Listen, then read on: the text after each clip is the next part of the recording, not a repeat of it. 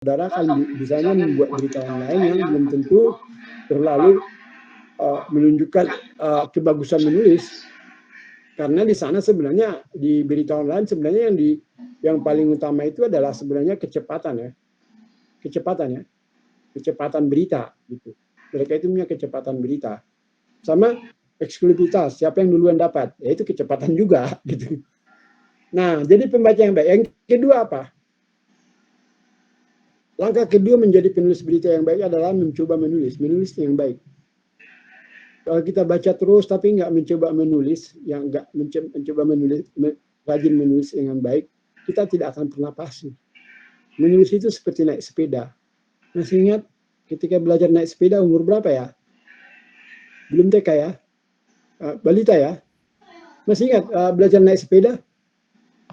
Kalau saya belajar naik sepedanya karena jalan sepedanya udah gede gitu. Awalnya kita oleng-oleng pakai roda 4 gitu ya, di belakang dikasih roda lagi kan gitu. Oleng-oleng, lalu belajar pakai roda 2. Mula-mulanya masih takut-takut jatuh-jatuh gitu.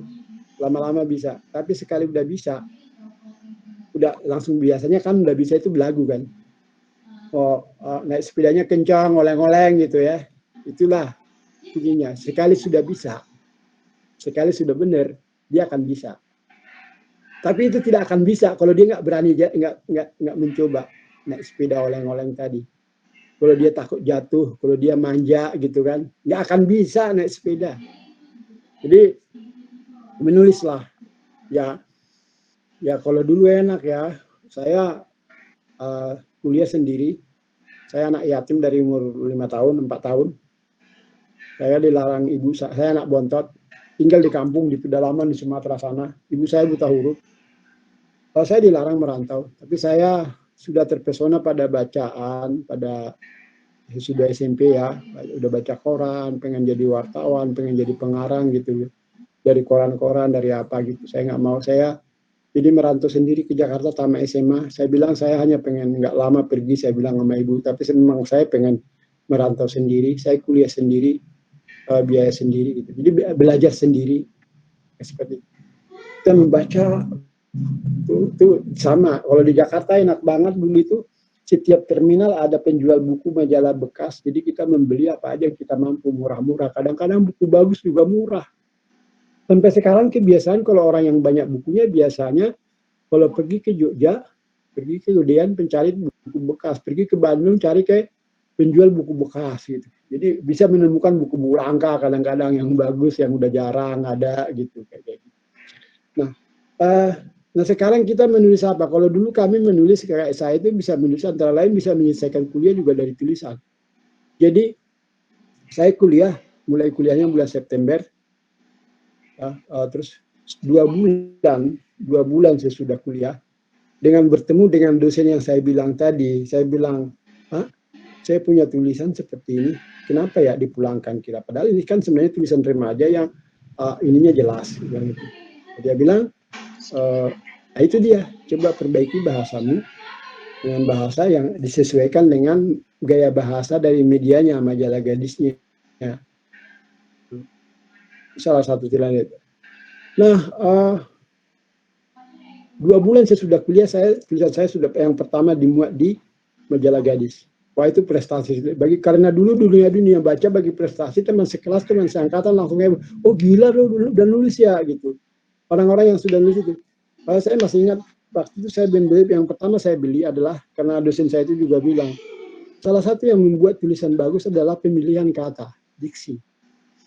Kalau kita memakai kata-kata yang biasa dibuat orang, yang datar, yang flat, ya kita kan terasa baca. Tapi coba kamu memilih bahasa yang unik, yang menarik, yang dinamis gitu.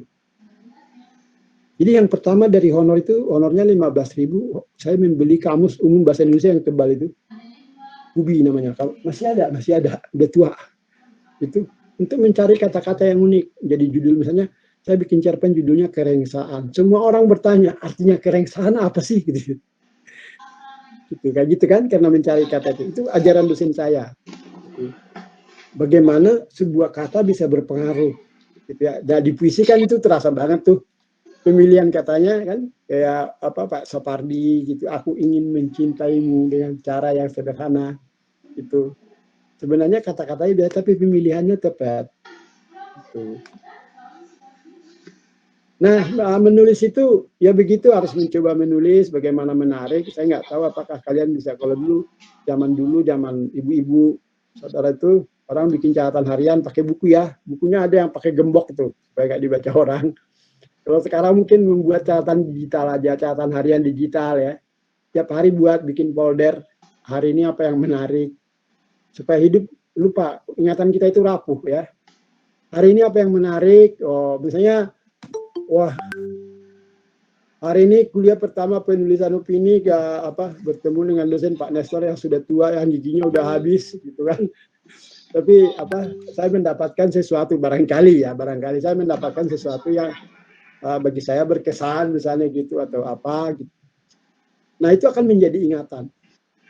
Ya, banyak yang lain. Mungkin hari itu kan banyak dipenuhi dengan kesan yang menyenangkan hari ini, yang membahagiakan, yang membuat sedih. Dan coba itu tidak hanya mengenai diri sendiri, tapi reaksi kita. Kita membaca berita tentang, kita melihat gambar tentang dari Ukraina misalnya gitu ya.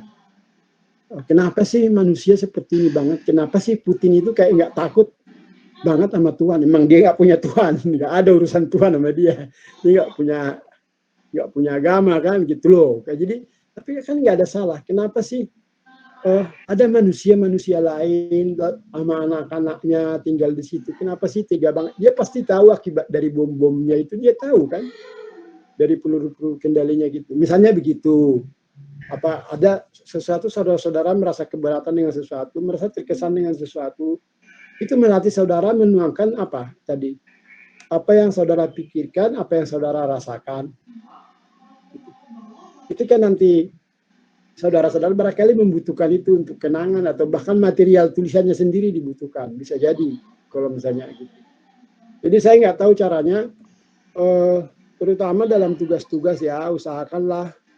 Dan sepanjang saya ngajar begitulah, kayak jujur aja, ada yang mungkin tidak terlalu paham penulisan itu dengan tugasnya, tapi pada dasarnya bahasa Indonesianya baik, itu enak dibaca gitu, itu kelihatan. Coba kayak gitu, harus bisa melihat itu. Kalau saya dulu majalah-majalah kumpulan cerpen ya, kumpulan cerpen remaja terutama, kalau ada kalimat yang bagus, saya garisin. Kadang-kadang saya catat itu. Karena apa? Itu kayak menanamkan sesuatu, belajar apa yang baik untuk kepala saya sendiri. Nanti kalau saya buka lagi majalah itu, saya akan baca apa ini dulu saya kasih stabilo gitu loh. Nah kita juga harus seperti itu. Jadi memang begitulah penulisan itu kan, sebenarnya menulis itu ya persoalan latihan itu tadi. Tidak ada tulisan yang baik tanpa berlatih menulis ya, itu yang baik itu menurutnya. Nah ilmu-ilmu seperti itulah yang diperlukan, apalagi ya di luar ini materialnya ya. Mengenai penulisan opini nanti mulai minggu depan kita mulai dengan tajuk rencana, kita akan belajar karikatur, belajar pojok ya, terus separuh lagi itu sebenarnya hampir semua artikel tentang kolom itu artikel